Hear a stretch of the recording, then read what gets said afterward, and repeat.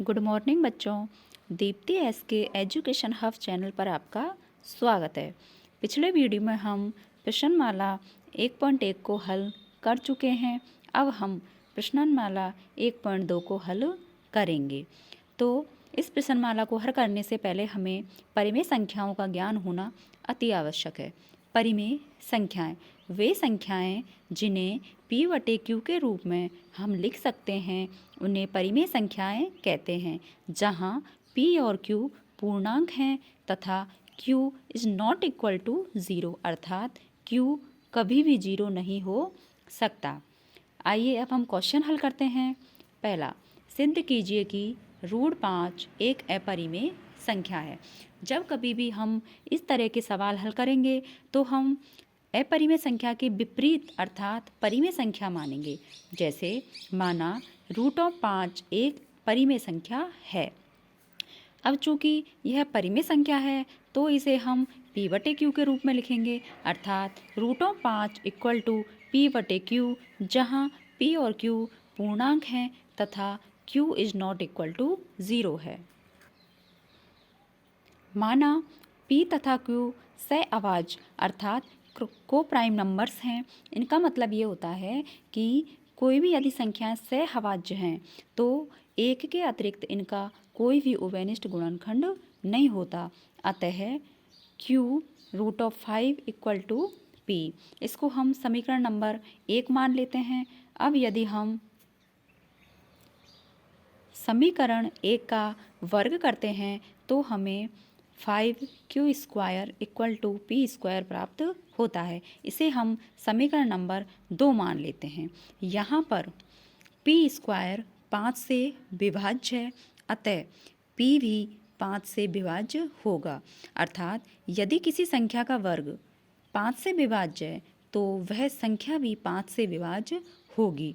अब माना P बराबर 5R है, जहाँ पे R कोई भी पूर्णांक है, तो समीकरण 2 में अब हम P का मान रखेंगे तो हमें 5Q² इक्वल टू 5R का स्क्वायर प्राप्त हो गया। इसलिए 5Q² इक्वल टू 25R²। अतः Q² बराबर 25/5 R² या फिर Q² बराबर 5R²। अब हम देखते हैं कि Q² 5 से विभाज्य है, इसलिए Q भी 5 से विभाज्य होगा।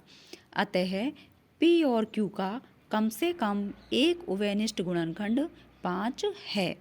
परंतु हमने माना था कि P व Q तो सहअभाज्य हैं, अर्थात को प्राइम नंबर है, इसलिए इनका कोई भी उभयनिष्ठ गुणनखंड नहीं होना चाहिए। अर्थात हमने जो कल्पना की थी कि √5 एक परिमेय संख्या है वह गलत थी, अर्थात √5 एक अपरिमेय संख्या है। इसी प्रकार यदि हमें √2, √3 आदि को भी सिद्ध करना है तो जहां हमने 5 लिया है, यदि हम √2 याद करेंगे तो 5 की जगह 2 लेंगे और √3 याद करेंगे तो 5 की जगह 3 लेंगे और इस प्रकार हम इन क्वेश्चनों को हल कर सकते हैं। सिद्ध कीजिए कि 3 + 2√5 एक अपरिमेय संख्या है। माना कि 3 + 2√5 एक परिमेय संख्या है, अतः 3 + 2√5 इक्वल टू P/Q, जहाँ P व Q पूर्णांक भी हैं और सहअभाज्य अर्थात को प्राइम नंबर भी है और Q is not equal to 0। तो हम यहाँ से देखते हैं 2√5 इक्वल टू 3 को जब हम पक्षांतरण करेंगे तो 3 राइट हैंड साइड में जाके माइनस का हो जाएगा तथा इस संपूर्ण समीकरण को जब हम 2 का भाग देंगे तो हमें √5 इक्वल टू P/2Q माइनस 3/2 प्राप्त होगा। यहाँ हम देखते हैं कि P/2Q व 3/2 परिमेय संख्या है, इसलिए अर्थात राइट हैंड पार्ट जो है वो परिमेय संख्या है। इसका मतलब लेफ्ट वाला जो पार्ट है अर्थात √5 भी परिमेय संख्या होगी। जो कि हमारी जो कल्पना थी उसके अनुसार गलत है। अतः हमने जो कल्पना की थी कि 3 + 2√5 एक परिमेय संख्या है वह गलत थी तथा 3 + 2√5 एक अपरिमेय संख्या है। सिद्ध कीजिए कि 7√5 एक अपरिमेय संख्या है।